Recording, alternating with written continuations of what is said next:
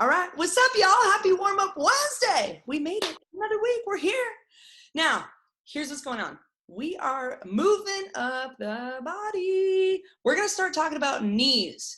But guess what? Knees are going to take us all over the place, y'all. We're going to be talking a little bit about knee pain. Here's the deal. When it comes to knee pain, number one, go see somebody. Go see a medical professional. Especially if it's going on for a long time, go see somebody. That's number one. Now, with that being said, knee pain in general can come from anywhere in the body.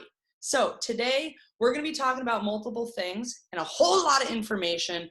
First and foremost, what we got to know is that it could be the way that you're moving, your movement patterns, the way that you're moving on your board, you're squatting down, coming up, maybe it has something to do with your motor control of that movement. The other thing it could be around your muscular development, the muscles that surround the knee, below and above, that maybe aren't weak or are dominating your movement. That's going to affect that. It could be tightness in the hips or lack of mobility in the ankles. So we're going to be talking about a lot, and we're going to get into it. Now that we know that if there's problems with the knee, and it could be coming from a multitude of different areas, whether that be your ankles, your hips, a muscle, another joint, we don't know, tightness, weakness. Since we cannot assess you and look at your movement patterns, immobility, stability, today we're just going to focus on strength. And we're going to break down what strength looks like for the knee. So that's going to include glutes, hamstrings, ankles. We're going to get into a lot of different things, but today we're going to focus on strength since unfortunately we can't assess you in person. All right, so first and foremost, we're talking about the knee. The knee is a joint. The hip that lives above the knee is also a joint. Below the knee, we got the ankle, another joint. Now here's the difference between the knee and the ankle and hip. Your ankle and hip are used to move you in all different types of directions. The knee is used to stabilize you in all of those directions. So the knee plays a critical role in stabilizing the entire body through those ranges of motion. So now that we've identified all your joints and all that your joints do, stabilizers, mobilizers, now we're going to talk about the rest of the things in the leg, your muscles. Now, your muscles and your joints work cohesively together to help your body move efficiently. So the health of all are extremely vital. Now, all the muscles that are in your legs, your calves, your hamstrings, your quads, and your glutes. All of these muscles are extremely important and play a very vital role in helping stabilize the knee, keep it strong, and keep action moving. Now we know we as skaters are heavily front loaded. We live most of our lives on our forefoot and we're using our quads a lot. And they need a lot of attention. We definitely need to have strong quads. But we neglect our glutes and our hamstrings, and they are also vital in protecting and stabilizing the knee. Now, with the glutes and the hamstrings, we know that weak glutes and weak hamstrings play a massive role in major injuries like ACL and MCL, which is something we definitely want to avoid. And they are a direct contributor to those types of injuries. So we want to make sure that they are working with us and strong to be able to stabilize the knee and move forward. So that's our focus for today with your strength. All right, y'all, so we just gave you a whole lot of information. Let's just recap a little. So first and foremost, we know that knees, knee pain, there can be a lot going on.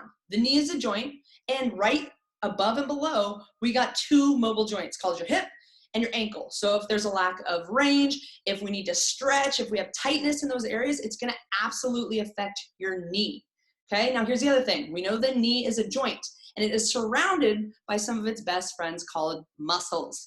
Now, those muscles and that joint are gonna help the body move efficiently. So what we're gonna do next is we're gonna show you three of our favorite strengthening exercises that are gonna help promote a healthy and strong knee. So check it out.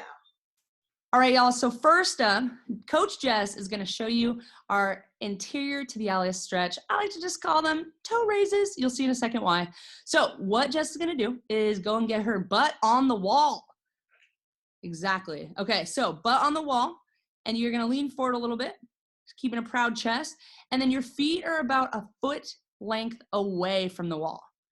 Perfect. And I love that your feet are only hip distance, not wider. Then from there, Jess is going to lock out her legs. So knees are going to be locked out, and she's going to feel her quads right above the knee contract. And then from there, holding her legs in that position, not letting them bend at all, she's going to lift all 10 toes up as high as she can. And she's going to hold it there a second and then come back down.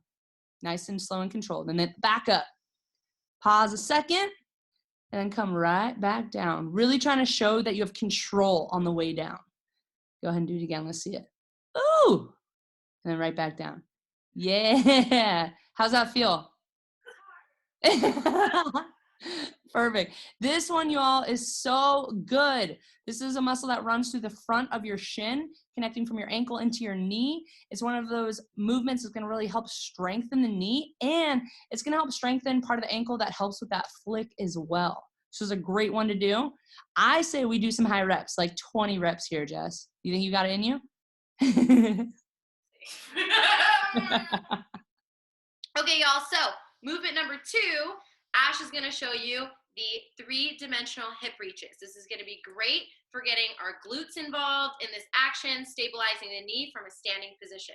So Ash is going to stand, and she's going to stand on her right leg, and she's going to grip the ground with her whole foot. Once she's standing on her right leg, she's going to hinge slightly back, almost like she's sitting in a chair, maintaining a proud chest and a tight core. Once she's in that position, she is going to reach her foot, opposite foot, her left foot that's hanging out on the top, as far forward as she can. So Ash, go ahead and reach that toe out and then pull it straight back in and stand all the way back up. So each time I'm going to have her come to a fully standing position, reset, come down in a baby squat, and then reach. Now, things you want to remember here, Ash, you just keep on going, mastering it. Things I want you to remember, you don't want to let that knee cave in. All right, you want to make sure that that knee isn't collapsing as you're reaching, but you're actually tracking it out so that it stays in line with those toes. You also can touch your butt cheek on the back side to give a little bit of feedback. Sometimes external feedback helps. Making sure you're gripping the ground with your whole foot, not just your toes, reaching as far forward as you can. Now, once you get comfortable with this position, you can go in different directions. So you can go forward for a while, then you can go out at an angle, out to the side. Ash, keep it going. How's it feeling? Back at an angle? So good. So good. Same thing here, team. You can go a little more high rep. You can do anywhere from 5 to 10 in each direction. Again, just making sure those hips aren't moving anywhere and you're able to control your pelvis, control your reach, and maintain stability in that knee. Ooh, we're gonna let Ash keep, it's hard. We gotta let Ash keep going for a while. Get it, Ash? I'm gonna have to change sides. Make sure, team, you even out both sides. Please don't just do one side. Do both sides. Third and final movement Ash and I are going to show you together. It is your hip bridge. Hip bridge is our classic movement. We've all seen it done a million different ways, a million different times, but it's one of the most vital movements we could do, and honestly, it can be done very incorrectly if we don't know what to feel for. So we're going to highlight it again because we think it's really important that you know what to feel for, all right? So first things first, before we even get into showing the movement, one of the biggest actions of this movement is your pelvic tilt. What do I mean by that? Well, I'm talking about the way your butt sits in relation to your core. Most of us live like this. And when we're doing a hip bridge, we kind of thrust into our lower back, which literally does nothing for these beautiful hamstrings and glutes. We want to make the most unsexy butt that we can and engage it. So you're literally tilting your pelvis forward, tucking that booty under in the most unsexy fashion possible. That's going to get your glutes and your hamstrings way more involved and able to feel this movement, keeping your core protected and all of this more engaged. All right? So, Ash, how do we do this movement? All right. Coach Jess, you're going to lay on the floor. There you go. And from that movement, first show us that pelvic tilt you were just doing. Get that pelvic tilt in action. Yep. So start at the top. Yeah. Oh, there it is. Winner, winner. Perfect. Now focusing on keeping your belly button pulled in and that pelvic tilt engaged. From there, we want to come up and down with those hips. I like to think about keeping the glutes engaged, the butt squeezed all the way through the movement. That's what helps me keep that pelvic tilt the entire time.